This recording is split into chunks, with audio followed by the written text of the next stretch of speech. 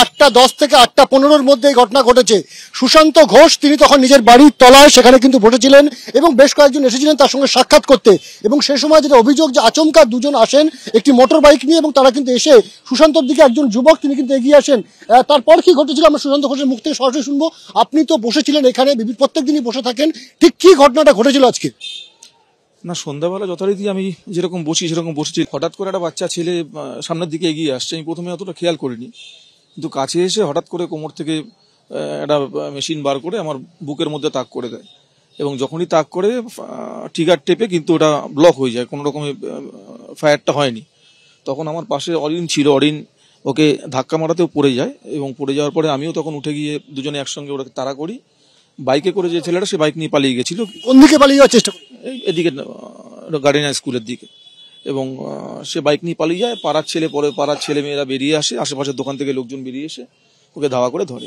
যে ধরনের অস্ত্র নিয়ে এসেছিল এটা কোনো ছ্যাচড়া বা ছিচড়ে গুন্ডার কাজ না, এটা পরিকল্পনা করে করা হয়েছিল। পুলিশকে দেওয়া হয়েছে যে ঘটনা ঘটিয়েছে।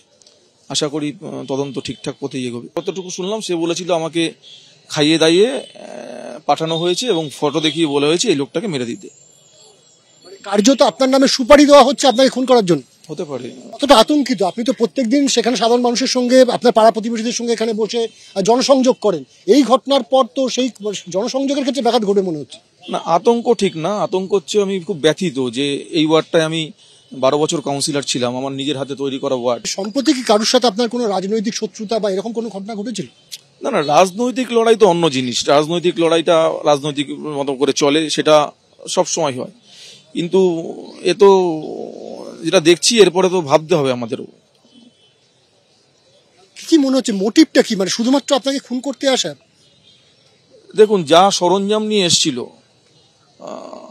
তাতে তো মনে হয় তাই। মানে লোকাল ছেলেটা তার সঙ্গে কথাবার্তা বলে যা জেনেছে, সে নিজেও জানে না আমি কে।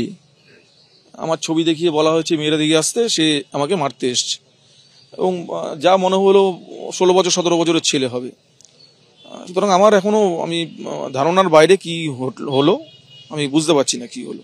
এই ঠিক এই জায়গাটা হচ্ছে স্পট যেখানে কিন্তু সুশান্ত ঘোষ বসেছিলেন এবং এই তার বাড়ি ঠিক তার তলায় বসে তিনি দুজনের সঙ্গে কথা বলছিলেন। তার ঠিক এইদিকে একজন মহিলা বসেছিলেন, সুশান্ত দা মাঝখানে ছিলেন সুশান্ত ঘোষ, এবং তার পাশে এখানে আরেকজন ব্যক্তি ছিলেন। আমরা যারা দেখলাম সিসি ক্যামেরায় যে ঠিক এদিক থেকে অর্থাৎ অ্যাক্রোপলিস মলের দিক থেকে একটি মোটর বাইক আসলো, মোটর বাইকটা এসে দাঁড়ালো ঠিক এইরকম পজিশনে। সেখানে কিন্তু মোটর বাইক থেকে একজন যুবককে নেমে আসতে দেখা যাচ্ছে যার মাথায় হেলমেট রয়েছে এবং সে যখন সুশান্ত ঘোষের দিকে এগিয়ে আসছে একেবারে সুশান্ত ঘোষের দিকে স্বয়ংক্রিয় যে রিভলভার তাক করে কিন্তু তার দিকে কিন্তু তাক করা হলো এবং কার্যত সেখান থেকেই দুবার চেষ্টা করা হলো গুলি চালানোর, কিন্তু গুলি চলল না। যখন এই সমস্ত সিচুয়েশন চলছে তারা কার্যত হতভম্ব হয়ে গেছে, কি হচ্ছে বুঝে উঠতে পারছিলেন না। তারপর কিন্তু ওই ছেলেটি যে দুষ্কৃতী এসেছিল সে কিন্তু বুঝতে পারে যে তার বন্দুক থেকে গুলি বেরোচ্ছে না এবং সে পালানোর চেষ্টা করে।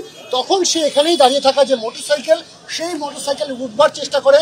তখনই কিন্তু সুশান্ত ঘোষ এবং তার পাশে এইখানে যে চেয়ারে বসেছিলেন আরেক ব্যক্তি, তারা ছুটে যান কে সুশান্ত ঘোষের এবং ওই ব্যক্তি, তারা কিন্তু বাইকটির পিছনে দুষ্কৃতীকে ধরবার চেষ্টা করেন। দুষ্কৃতী বাইকে ওঠার চেষ্টা করে কিন্তু যারা তখন পিছন থেকে তারা কিন্তু চেষ্টা করে ধরে ফেলার। ওই দুষ্কৃতী বাইকে উঠতে পারে না। যখন সে বুঝতে পারে যে দুষ্কৃতী বাইকে উঠতে পারছে না তখন কিন্তু সে দৌড়তে শুরু করে এবং তারপর চিৎকার শুরু হয়ে যায় স্থানীয়দের মধ্যে এবং স্থানীয়রাই বাইরে বেরিয়ে এসে কিছুটা দূরে তাকে কিন্তু ধরে ফেলে হাতে নাতে ওই যুবকটিকে এবং তারপর তার কাছ থেকে আরো একটি বন্দুক উদ্ধার হয়েছে।